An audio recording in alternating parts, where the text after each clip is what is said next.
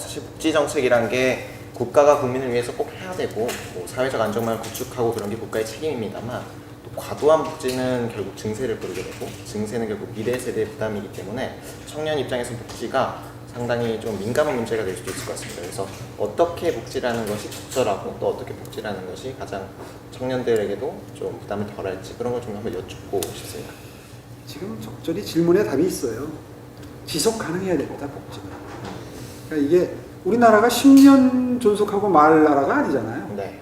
50년, 100년을 내다보고 모든 정책을 마련하고 시행을 해야 되는데 과연 지금처럼 써대가지고 이게 어떻게 50년, 100년 뒤에 감당을 할 수 있겠느냐. 젊은이들의 경우에는 그 이해 당사자예요. 네. 올해 몇 살이에요? 저는 이제 21살입니다. 21살이면 앞으로 30년 뒤라고 그래봐야 50이잖아요. 근데 지금처럼 나라 빚이 늘어나서요. 어디 30년 뒤에 감당하겠어요? 늘어나는 속도가 이건 뭐 빛의 속도입니다, 지금. 뭐 지금 뭐 복지 정책을 하면서 지금 이제 4차 추경을 한다고 그러는데 4차 추경은 무조건 빚을 내야 됩니다. 네. 국채를 발행해야 돼요. 국채라는 건 뭐냐? 외국에서 돈을 꼬는 거. 돈을 벌어서 달러를 사와야 비로소 다른 물건을 사올 수 있는, 교환할 수 있는 바탕이 생기는 거 아니에요. 그러니까 원화를 많이 찍어낸다고 돈이 늘어나는 게 아닌 거죠. 그렇죠. 우리는 원화를 찍어내봐야 누가 그 돈을 돈으로 쳐주지 않는 나라잖아요.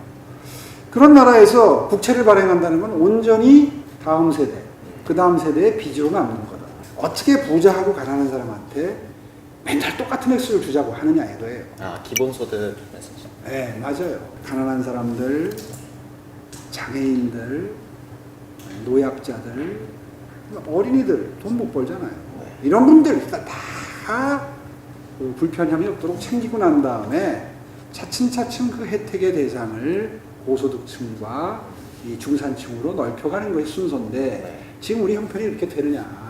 아니 감당을 할 수 있어야 될 거 아니에요. 그렇게 다 나누어주면. 그래서 여력이 있다면 다 주면 돼요. 한정이 돼 있잖아요. 한정돼 있는 정도가 아니라 부족하잖아요. 우리나라는 빚내서 줘야 되잖아요. 근데 그걸 위아래 구분 없이 똑같이 뭐 10만 원씩 주자, 50만 원씩 주자. 참 그거보다 허구에 찬 얘기는 없죠. 정말 무리스러운 얘기를 하는 거고요. 밑으로 내려갈수록 많이, 점점 조금 이렇게 지원을 하는 게 아까 말한 그런 경제 효과도 극대화하고, 그리고 어려운 분들에게 많이 도와주니까 지금 기초수급자보다 훨씬 더 두텁게 가난한 사람들을 보호하는 겁니다.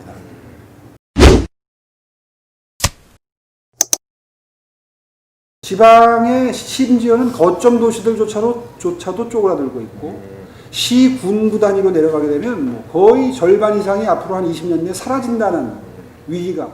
그럼 해법은 뭐냐? 일단 아까 말한 대로 20살에서 39살 사이에 이 출생과 교육에 관심이 많은 인구가 부부가 젊은 부부들이죠. 매력적으로 느끼는 지방을 만들면 서울로 올라오는 일이 줄어들겠죠. 대한민국 부모들이 제일 관심 있는 건 교육 기회이기 때문에 야 서울 가는 것보다 여기 있으면 대학이 훨씬 더 잘 들어가. 그런 환경만 만들면 무리를 해서라도 지방에 있고 싶어 할 수 있지 않을까요? 그래서 아이디어를 내본다면 예를 들어서 이 정부 들어서 없애기로 한 뭐 특목고, 자사고 지금 없앤다는 방침하에 지금 없애고 있습니다. 그런데 특목고나 자사고를 예를 들어서 아까 말한 그런 지방 소멸의 위기에 있는 지방에는 허용한다고 만약에 발상의 전환을 한번 해보세요. 경쟁력 있는 특목고 자사고를 지방에 배치하면 그 부모들이 좀 매력을 느낄 수 있겠네요. 그럴 수 있을 것 같지 않아요? 네. 그 정책이라는 게 그런 겁니다. 그 다음에 대학을 들어갔어요. 가는데 전부 다 또 서울에 있는 대학에 오고 싶어 해요. 근데 지방에 있는 대학을 더 들어가고 싶도록 하려면 어떻게 하면 될까요? 경상북도에 이 공무원을 뽑는다 그러면 경상북도에서 대학을 나온 사람들에게 가점을 주겠다. 이런 식의 지방 인재 할당제. 예를 들어서 국공립대의 경우에는 전부 1대학, 2대학, 3대학으로 해서 전국을 학점을 교류 시스템을 만들어. 요즘에 뭐 팬데믹 이후에 어차피 온라인 수업 다 하는데 아니 뭐 서울대학교 수업을 들으나 예를 들어서 경북대학교 수업을 들으나 지방대학교의 경우에 학점을 다 그냥 그 교류할 수 있도록 하는 거예요. 그럼 아까 말한 특목고, 자사고에 이어서 학점 교류도 가능하고 그리고 졸업하면 그 지역 인재에 대해서 활짝 그 공기업이나 공무원 취업의 문호가 열려 있다. 그러면 거기에 살고 싶은 매력이 좀 느껴지지 않겠어요?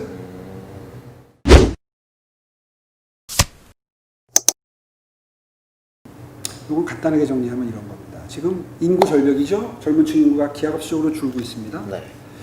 앞으로 한 20년 내에 젊은 사람 숫자가 절반 가까이 줄어든다. 군대를 갈 수 있는 연령대 젊은이들이 줄어든다. 분명한 닥쳐온 현실이에요.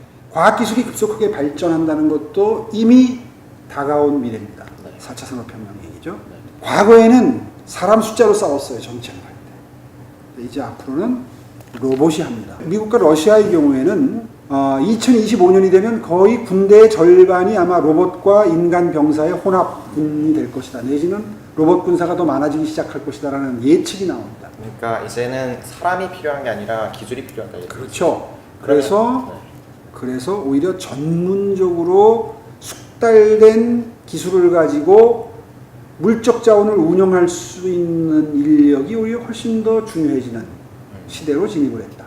따라서 지금처럼 병력을 유지할 필요가 굳이 있을까에 대한 사회적인 논의가 시작될 타이밍이 됐다는 거예요. 징병, 모병, 혼합제. 그러니까 처음에 한 6개월 정도는 군대를 의무적으로 가고 6개월 해보니까 나는 적성에 맞는다. 이런 사람들은 장기 복무를 하면 그 4, 5년 장기 복무하는 분들에 대해서는 충분한 뭐 중견기업 이상의 초봉 이상의 어떤 충분한 보수를 주어서 일자리 창출 효과도 만들어낸다. 이제 이런 논의가 이미 시작이 됐습니다. 그래서 저도 지금 그걸 깊이 들여다보고 있어요. 과연 어떻게 지금 미래를 준비하는 것이 젊은이들의 미래를 설계하는 데도 도움이 되고 우리 국방 안보력을 훼손시키지 않으면서 미래 전투력을 확보할 수 있는 방법이 될 수 있을까를 지금 고민 중에 있습니다.